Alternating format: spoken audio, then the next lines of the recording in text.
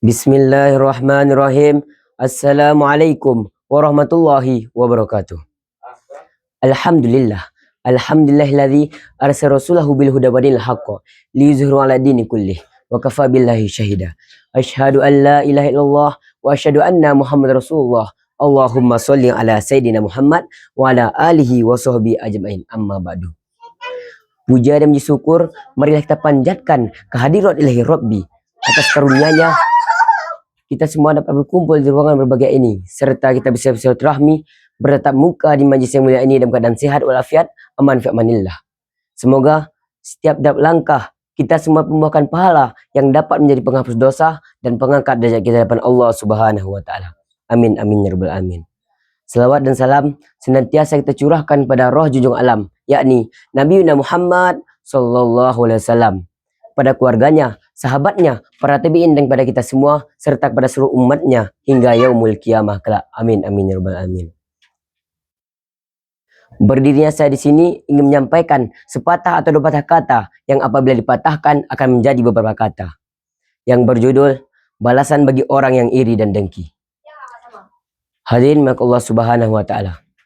Allah Subhanahu wa taala berfirman dalam Al-Qur'an surah An-Nisa ayat 54. Bismillahirrahmanirrahim. Am yahsudunan nasa ma atahumullahu min fadlih. Yang artinya, atau apakah mereka iri kepada manusia karena karunia yang diberikan Allah Subhanahu wa taala. Ayat ini menjelaskan bahwa sifat iri dan dengki adalah salah satu sifat yang tercela yang dapat membawa kepada kehancuran. Dan Allah juga berfirman dalam Al-Qur'an surah An-Nisa ayat 32. Bismillahirrahmanirrahim. Wala tatamannaw ma faddalallahu bihi ba'dakum ala ba'din. Yang artinya, dan janganlah kamu iri kepada manusia kepada atas karunia yang telah diberikan Allah Subhanahu wa taala lebih banyak daripada yang lain.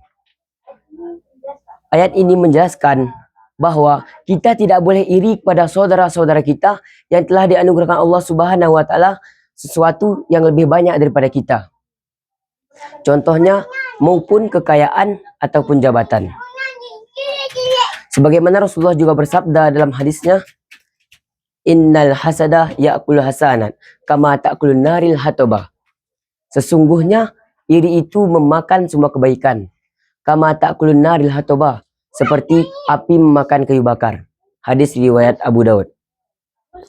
Jadi apa gunanya selama ini kita rajin beribadah, puasa, sholat, zakat dan lain-lainnya, namun semua itu lenyap sia-sia dikarenakan sifat iri dan dengki. Hadirin dirahmati Allah Subhanahu wa taala. Jadi kita harus menjauhi sifat iri dan dengki karena dapat membawa kepada kehancuran dan kerugian. Sebaliknya kita harus bersyukur kepada Allah Subhanahu wa taala karena telah memberikan kita nikmat, dan kita harus mendoakan bagi orang lain. Dan Allah Subhanahu wa taala berfirman dalam Al-Qur'an surah Al-Imran ayat 134. Bismillahirrahmanirrahim. Wal 'afina 'anil nas wallahu yuhibbul muhsinin. Yang artinya, dan orang-orang yang memaafkan kesalahan orang lain, Allah mengasihi orang-orang yang berbuat baik. Hadirin dirahmati Allah Subhanahu wa taala. Jadi kita harus memaafkan kesalahan orang lain dan tidak boleh membalas kejahatan dengan kejahatan. Dan sebaliknya, kita harus membalas kejahatan dengan kebaikan dan mendoakan bagi orang yang berbuat jahat kepada kita. Saya ingin berbagi kita inspiratif tentang sahabat Nabi yang bernama Abu Hurairah. Abu Hurairah adalah salah satu sahabat Nabi yang dia ini sangat cinta kepada Nabi dan sangat ingin menjadi orang yang terbaik di sisi Allah Subhanahu wa taala.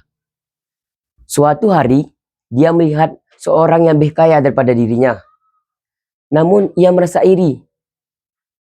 Lalu, dia menyadari bahwa iri dan dengki bukanlah membawa kebaikan. Lalu, ia mendoakan orang tersebut. Dan dia sangat bahagia dan bersyukur kepada Allah Subhanahu wa taala karena memberinya kesempatan menjadi orang yang lebih baik di sisinya. Hadirin mata Allah Subhanahu wa taala.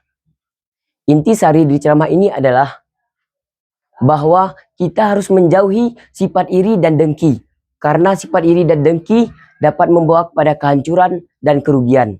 Sebaliknya, kita harus bersyukur pada nikmat yang Allah Subhanahu wa Ta'ala berikan, dan kita harus mendoakan bagi orang lain.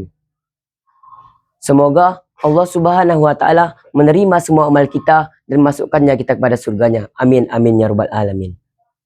Yumkin hadza faqat minni wabillahi taufiq wa hidayah.